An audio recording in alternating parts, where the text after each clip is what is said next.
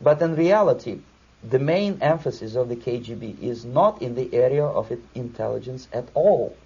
According to my opinion and opinion of many defectors of my caliber, only about 15% of time, money, and manpower is spent on espionage as such. The other 85% is a slow process which we call either ideological subversion or active measures, активные мероприятия in the language of the KGB, or psychological warfare.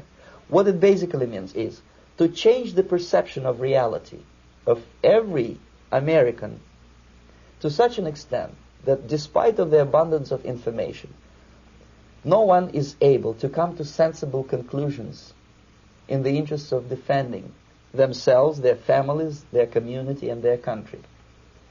It's a great brainwashing process which goes very slow, and it's divided in 4 basic stages.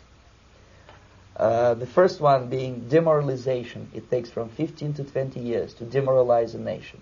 Why that many years? Because this is the minimum number of years which requires to educate one generation of students in the country of your enemy, exposed to the ideology of the enemy. In other words, Marxism-Leninism ideology is being pumped into the soft heads of at least 3 generations of American students without being challenged or counterbalanced by the basic values of Americanism, American patriotism. The result you can see. Most of the people who graduated in the 60s, dropouts or half-baked intellectuals, are now occupying the positions of power in the government, civil service, business, mass media, educational system. You are stuck with them. You cannot get rid of them. They are contaminated. They are programmed to think and react to certain stimuli in a certain pattern. You cannot change their mind, even if you expose them to authentic information, even if you prove that white is white and black is black. You still cannot change the basic perception and the logic of behavior. In other words, these people, the process of demoralization is complete and irreversible.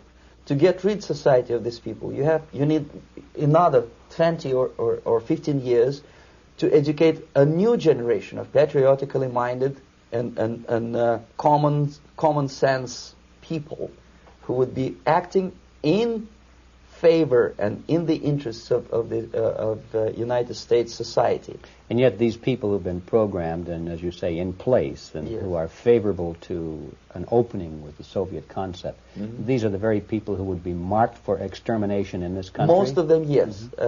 Simply because the psychological shock when they will see in future what the beautiful society of equality and social justice means in practice, obviously they will revolt.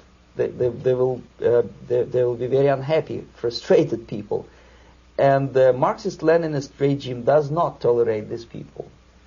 They will join the links of dissenters, dissidents. Unlike in present United States, there will be no place for dissent in future Marxist-Leninist America.